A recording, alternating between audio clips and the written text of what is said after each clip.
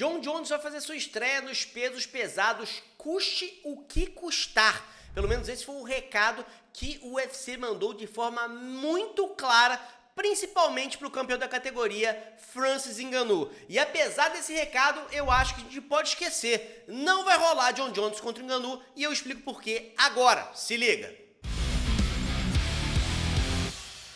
Jon Jones abriu mão do seu cinturão na categoria dos meio pesados para tentar fazer uma adição ao seu legado, tentando se tornar duplo campeão nos pesos pesados.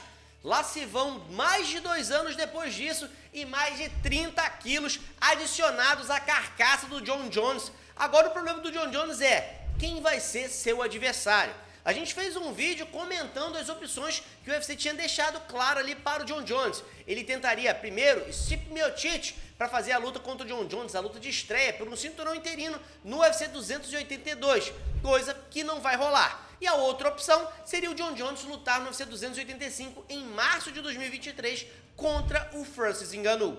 Com essas duas opções na mesa, na época, a gente apostou que daria a luta para o Miocic. Primeiro porque o Jon Jones falou que já estava em campo e pronto para lutar para esse combate. Era um cinturão interino, ou seja, uma luta que valia bastante pro Miocic também. E não tinha porquê ele, que também já está um tempão parado, não voltar. Porque ele reclama de às vezes ser desprestigiado pelo UFC, mas aí cai uma disputa por cinturão no seu colo, você não vai querer. Mas a luta acabou não saindo do papel. A gente não teve uma declaração oficial do Miocic de por que ele não aceitou esse combate. Mas tem alguma coisa aí que foi publicado nas redes sociais recentemente que pode esclarecer um pouco isso. O Miocic publicou uma imagem dele com o pai dele, falando que o pai dele tinha falecido no início de novembro, agradecendo tudo que o pai representou para a família e tal. E eu não sei se esse foi o motivo que fez o Miocic não aceitar a luta, mas eu entendo que é um motivo bem plausível para um cara não ter cabeça de se preparar num camping, porque devia estar rolando já alguma coisa e é um processo bastante complicado para o Miocic falar assim, não, beleza, pera aí que eu vou parar tudo, ficar longe da minha família e enfrentar o Jon Jones. Então acho que é bem relevante essa informação, não sei se foi esse exatamente o motivo, mas com certeza deve ter contribuído para a decisão do Miocic de não fazer essa disputa por cinturão no UFC 282. De qualquer forma, com essa luta fora do radar, o UFC partiu para o plano B, que é o Jon Jones fazer sua estreia no UFC 285 contra o Francis Ngannou. Mas o fato dessa notícia já vir acompanhado de, se o Ngannou não puder, vai ser o Blade, se o Blade não puder, vai ser o Gane. Do UFC já colocar os lutadores substitutos tão em destaque e colocar 2 caras em destaque, é um sinal para mim de que o último campeão do continente africano vai perder sua cinta sem nem entrar no cage. Vou me explicar. Embora muita gente esteja falando aí que o Ngannou tá preso sob contrato, que não tem como ele escapar do UFC e blá blá blá, isso não é verdade. A gente fez um vídeo em janeiro explicando a real situação do Francis Ngannou e eu vou fazer um resumo rápido aqui para você. Francis Ngannou fez a última luta dele pelo cinturão e era a última luta do contrato. Quando um cara é campeão e na última luta do contrato ele não tem um plano ainda de renovação do contrato, ou seja, não tem um novo acordo já em pauta e o campeão vence, o contrato é automaticamente renovado por mais 3 lutas ou por 1 ano. O que isso significa? Que se o Ngannou fizesse mais uma luta pelo cinturão, de novo, né, e ganhasse, renovava por mais 3 lutas e mais 1 ano, e aí sim ele ficaria preso para sempre. Mas o que o Francis Ngannou fez depois de janeiro? Foi fazer sua recuperação, cirurgia no joelho, e em janeiro agora de 2023, ele completa 1 ano sem lutar pelo UFC. E completando 1 ano, o contrato dele expira pelo tempo e o Ngannou vira um agente livre.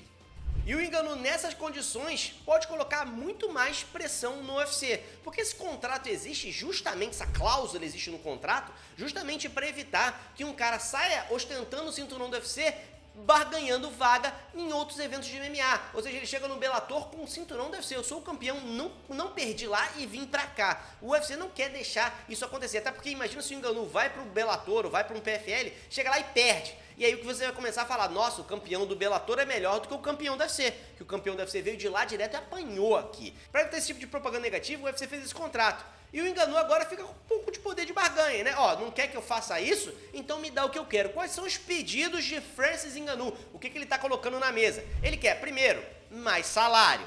Segundo, ele quer ser liberado para lutar boxe, a exemplo do que o UFC fez, por exemplo, com Conor McGregor. O UFC não quer fazer esse tipo de promoção. Primeiro, que o Ngannou não é um vendedor de pay-per-view igual o Conor McGregor. Então, não sei se financeiramente vale o risco para o UFC de deixar o peso pesado dele ir lá fazer uma coisa dessa. Então existe um impasse entre os dois, esse impasse vem se arrastando por todo 2022, essa negociação não avançou, e como essa negociação não avançou, não temos certeza se esse contrato vai de alguma forma ser renovado, ser refeito, e se o Ngannou vai permanecer ou não no UFC. Mas se por um lado o Ngannou, sendo agente livre, coloca uma pressão no UFC, o UFC foi lá e deu um contragolpe. Ele vai colocar o Jon Jones para estrear, custe o que custar, no UFC 285. Isso significa para o Ngannou o seguinte: meu amigo, não preciso mais de você, eu vou ter uma mega estrela nos pesos pesados. Venhamos e convenhamos, antes do Jon Jones chegar nos pesos pesados, meu Tite está com 40 e pouco, daqui a pouco vai embora. Quem estava carregando essa categoria dos pesos pesados nas costas era o Ngannou. Ou você acha que a gente vai ter Curtis Blaydes vendendo milhões de pay-per-view? Eu acho que esse imbróglio todo tende a acabar como um divórcio amigável, porque eu acho que os dois lados têm coisas a ganhar também. Vou me explicar. Primeiro, se o Ngannou sai do UFC, digamos que o contrato não é fechado e tal, o Ngannou sai. O Ngannou vai lá, faz a luta de boxe dele, vai ganhar uma boa grana nessa luta de boxe, talvez o equivalente aí a 10 lutas que ele faria no UFC. Se ele vence essa luta, ele ganha muita moral e pode até voltar a lutar no UFC, quem sabe num contrato um pouco melhor. Mas se ele perde por acaso, o UFC não vai querer renovar com ele, vai querer renovar por um valor menor. Não, mas o Ngannou tem condição de lutar num PFL, tem condição de lutar num Bellator, ele pode ir para um outro evento, acho que vai se dar bem lá, acho que tem grandes chances de se tornar campeão. Na minha opinião, o Francis Ngannou é um dos maiores pesos pesados que a gente tem em atividade hoje, então eu acho que nadaria de braçada nesses eventos, e como campeão desses eventos, mais pra frente pode voltar inclusive para o UFC e disputar de novo cinturão. Então eu acho que a jornada do Ngannou, ela independe do UFC, ele pode sair, experimentar o que ele quer experimentar e depois ainda conseguir voltar para o UFC. E pro UFC, que agora vai ter uma mega estrela na categoria dos pesos pesados, que é o Jon Jones, vai ter rotatividade. O Jon Jones não se experimentou contra ninguém da categoria dos pesos pesados. Então, se ele se tornar campeão, o leque de lutas para ele são praticamente todo top 5, né? Ele vai enfrentar todo mundo, então tem muita coisa para rodar. Quem sabe o Jon Jones não vira um campeão dominante, que é uma expectativa que o próprio UFC tem dele na categoria dos pesos pesados. Então, pode ser que a categoria dos pesos pesados viva muito bem, obrigado, sem a participação do Francis Ngannou. Sendo assim, na minha cabeça, a luta já é Jon Jones contra Blaydes. Eu acho que tem tudo para essa luta sair do papel. Eu acho que a gente realmente vai perder o Jon Jones contra o Ngannou. Não estou criando expectativas absolutamente nenhuma para esse combate. Se você concorda comigo, não se esqueça de deixar seu joinha e acompanhar os vídeos de notícia. Tem um vídeo aqui em cima para você ficar por dentro de tudo que rola no mundo MMA. É só clicar e continuar mais um pouquinho com a gente. A gente se vê no próximo vídeo. Um grande abraço, até mais!